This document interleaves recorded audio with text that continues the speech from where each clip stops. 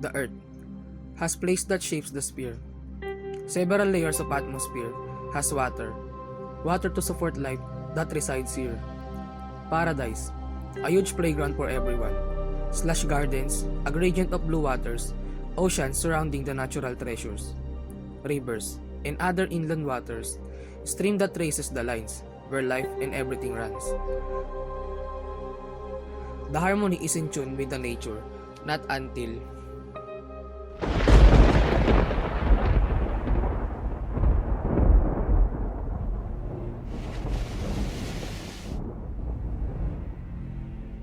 The humans conquered everything. We think that we own all our naked eye can see, that we are the only one who live in this paradise. This must come to an end.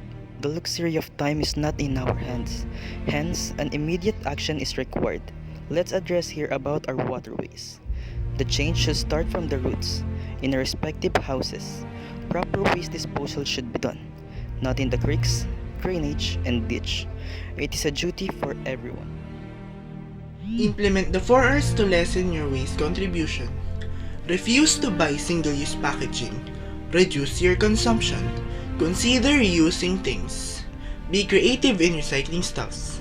And you can even earn some if you sell it to the junk shop and recycling centers. Most of us loves to eat fried foods. Fried chicken, fried fish, or anything that is soaked in oil. But this cooking oil can be harmful for both humans and the environment, for it is one of the reasons of frequent clogging of our drainage. From our households, let us move on to where our food supplies came from. Agriculture. Malpractices in agriculture is also one of the main reasons of polluting our waterways. Get rid of kaingin system. It loses the nutrients from the soil and making it prone to erosion. Disposing pesticides. If it was discharged to nearby bodies of water, it will ruin the life inside these rivers, streams, or lakes. It can also be harmful to you and your family. Think twice because you might regret at last. Promote the use of organic matter as fertilizer for the betterment of ourselves and at the same time, the environment. But do not overuse though. Always remember that all excess is bad. Untreated mining wastewater is also in the list. It will run off to the rivers and this residue contains toxic chemicals that can cause the loss of biodiversity and ecosystem in those waters. It affects the livelihood of the nearby community, especially fishing, agriculture, and tourism. An established wastewater treatment must be imposed to these mining industries for the different mining waste. Mining companies should also be responsible for deforestation because the barrels where they get minerals are prone to soil erosion that also ends up polluting waterways. The manufacturing companies, textile industry, petrochemical refinery, coal plants, and other businesses are one of the responsible for the water pollution.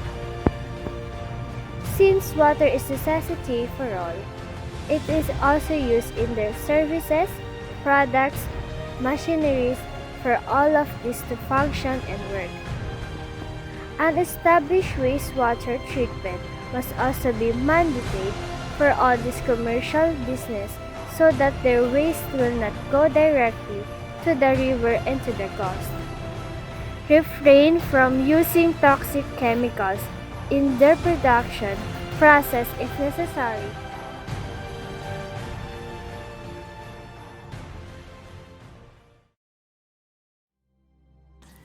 With that greatest solution that I'm thinking of is self-discipline. We should be responsible of what we are doing now. We should be aware that we are not living for the present. You are selfish if you are. This is for the future, for the next generation of mankind, for them to see the beauty that we are seeing now. Always remember this. Nature doesn't need people. Water doesn't owe us a thing. If the nature falls, you, I, and we will also fall. But the mother nature can bounce back after million years. But how about us?